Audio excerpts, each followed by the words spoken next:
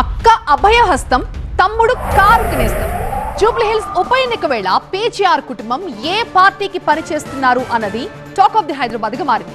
తమ్ముడేమో జూబ్లీహిల్స్ లో కాంగ్రెస్ జెండా ఎగరనిచ్చేదే లేదని శపథం చేస్తే, అక్క కాంగ్రెస్ జెండాను ఎగరేసి తీరుతామంటూ సవాల్ చేస్తున్నారు.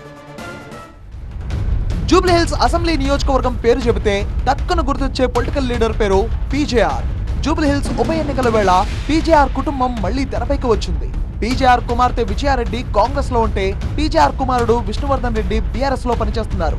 అక్క తమ్ముళ్ళిద్దరూ వేర్వేరు పార్టీల్లో ప్రత్యర్థులుగా పనిచేస్తున్న తండ్రి పేరుతోనే రాజకీయం చేస్తున్నారు. పీజేఆర్ ఓటు బ్యాంక్ తమకే పడుతుందని ఇద్దరూ ధీమా వ్యక్తం చేస్తున్నారు.